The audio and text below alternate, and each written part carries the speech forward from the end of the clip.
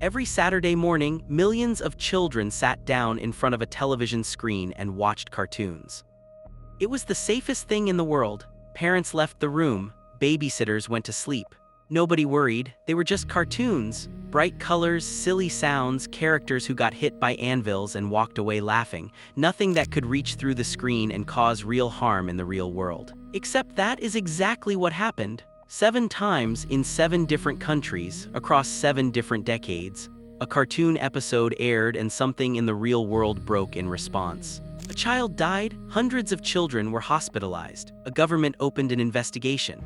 A network went dark for 4 months, a 2-year-old girl burned to death in her bed, and an entire character was quietly erased from a franchise worth billions not because of anything it did, but because it was standing in the wrong place when everything went wrong. These are those 7 stories, and none of them are what you think they are. On the evening of December 16, 1997, an episode of Pokémon aired on TV Tokyo in Japan. The episode was called Electric Soldier Porygon. It was the 38th episode of the first season. Its premise was entirely ordinary. Ash and his friends travel inside a Pokéball transmitting machine to fix a problem. 20 minutes into the episode, Pikachu uses his Thunderbolt attack to destroy a series of missiles. The animators, wanting to make the attack look more dramatic inside the digital environment, used a technique involving rapidly alternating flashes of red and blue light. The sequence lasted approximately 5 seconds. Barely 30 minutes after the episode finished broadcasting, ambulances began arriving at hospitals across Japan. By the end of that night, 685 children had been taken to hospitals by ambulance due to seizures, blindness, and convulsions. The incident was so concentrated that a neurologist at Kyushu University described it as possibly the world's largest simultaneous occurrence of photosensitive symptoms in children provoked by viewing a TV program. The Japanese press named it Pokémon Shock.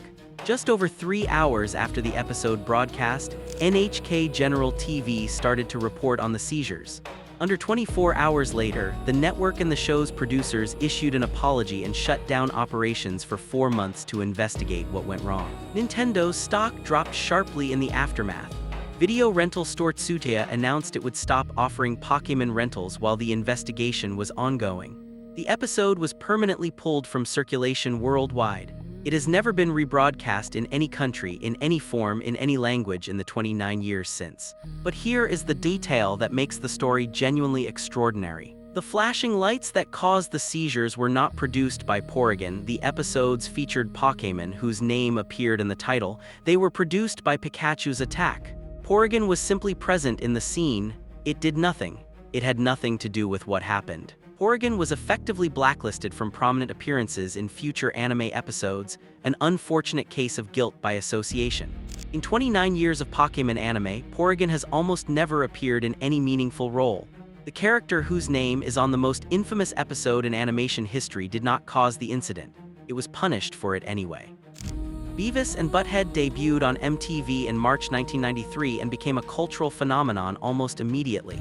Created by Mike Judge, the show followed 2 dim-witted teenagers through a series of misadventures, commentary on music videos, and increasingly chaotic behavior. It was irreverent, deliberately stupid, and enormously popular. One of Beavis's most recurring characteristics was his obsession with fire.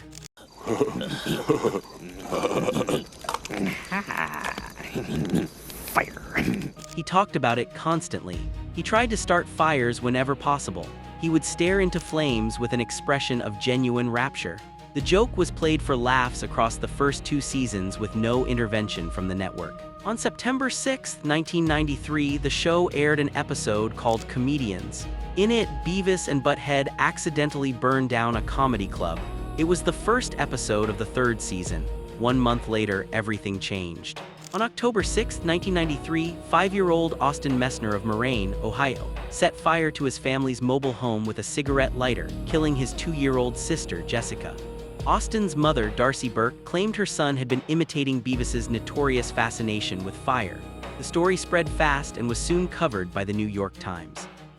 The fire chief of Moraine spoke to reporters. "When you take a child in the formative years and you get these cartoon characters saying it's fun to play with fire," he said, "this is going to stick in that kid's mind and it's going to be with him for a long time." MTV responded swiftly. The network removed all references to fire from subsequent airings and moved the show from its 7 p.m. timeslot to 10:30 p.m., so it was less likely that young children would be watching. The comedian's episode was pulled from rotation permanently.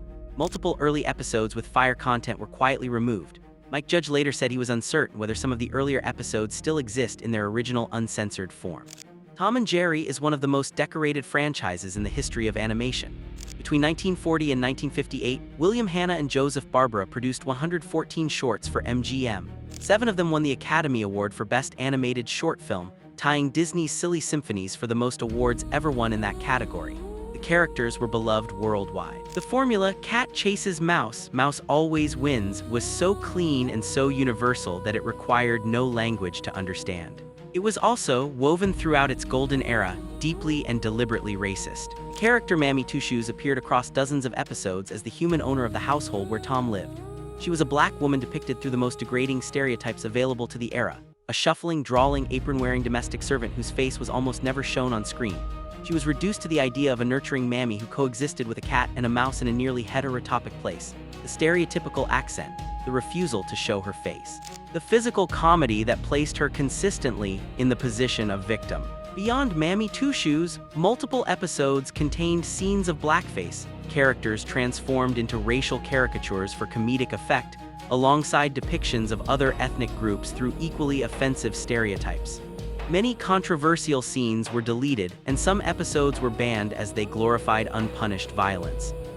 While other scenes showed the characters smoking, drinking alcohol, and engaging in behavior inappropriate for children. When Hanna and Barbera retrieved the rights to Tom and Jerry from MGM in 1975 and tried to pitch the original shorts to broadcast networks, they showed network executives 5 of the old Tom and Jerry's. The executives laughed so hard they had tears in their eyes. Then they said, "We cannot use them. If we put those on, we will get killed." In 2014, Amazon Prime added a content warning to Tom and Jerry, the complete second volume. It reads, "Tom and Jerry shorts may depict some ethnic and racial prejudices that were once commonplace in American society. Such depictions were wrong then and are wrong today." In 2025, HBO Max removed the original Tom and Jerry cartoons entirely from its streaming platform.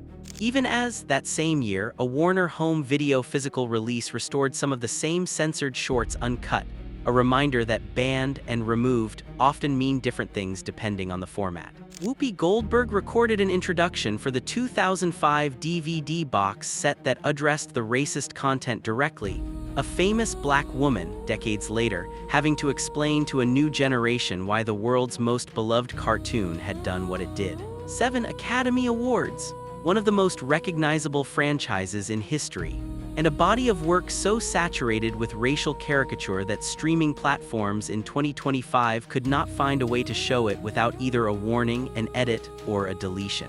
The cartoon was beloved. What it believed about certain people was not. Why, how to do, Mr. Tom? Hurry up, honey child. Land sakes. Hurry up, honey child. In June 2018, Pixar released Incredibles 2, the long-awaited sequel to one of the studio's most beloved films. The film had been anticipated for 14 years. It opened to enormous audiences worldwide. The reviews were strong. The box office was extraordinary. And in cinemas across the United States, children began having seizures. The film's villain, the screenslaver, uses a hypnotic strobe effect to control people's minds. The sequence depicting this effect lasted approximately 90 seconds. It involved rapidly flashing black and white patterns designed to be visually overwhelming, the exact visual mechanism that the post-Pokémon Shock guidelines had been created to prevent. After the first seizure reports came through, Disney released a request for cinemas to put up signs warning that the scene could trigger photosensitive people. The signs went up. The scene remained in the film. No edit was made to the theatrical release. The Epilepsy Foundation of America urged Pixar and Disney to edit the sequence before the film's home release. The studios declined. Pokémon Shock had occurred in 1997. The guidelines created in its aftermath had been in place for over 20 years by the time Incredibles 2 was released. Pixar, one of the most technically sophisticated animation studios in the world, with access to the full history of what flashing imagery had done to audiences, made a creative decision to use that imagery anyway. Did you wash your hands? With soap? Did you dry them? Tiny Toon Adventures was one of the most successful animated series of the early 1990s, a Warner Bros. Production featuring younger versions of classic Looney Tunes characters, aimed squarely at the children who had grown up watching Bugs Bunny and Daffy Duck and wanted something new. In 1991, the show produced an episode segment called One Beer, part of an episode titled Elephant Issues. The premise was deliberately instructional. Buster Bunny, Hampton the Pig, and Plucky Duck find a single bottle of beer in a refrigerator. They drink it. The segment was designed explicitly as an anti-drinking message for children about the evils of alcohol, told in the broad comedic language of cartoons. What actually happened on screen was considerably more chaotic than that intention suggests.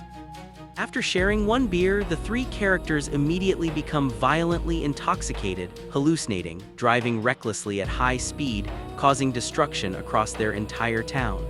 The sequence ends with all three going off a cliff in a stolen police car, falling to their deaths and waking up in heaven.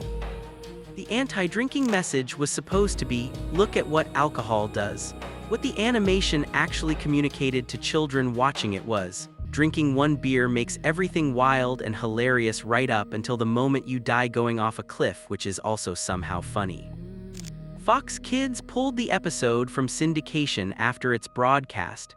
It has been largely unavailable through official channels since, resurfacing only occasionally on other networks over the following decades. The creators insisted the segment was a parody of after-school anti-drug specials, a satirical take on the heavy-handed PSA format rather than a genuine endorsement of drinking. The network decided that distinction was too subtle for the audience the show was made for. They were probably right. Let's drink it. Drink it? But Buster, this isn't like you. I know, but in this episode, we're showing the evils of alcohol.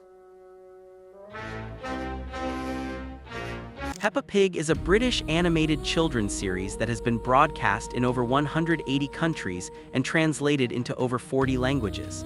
It is one of the most globally successful children's programs ever made.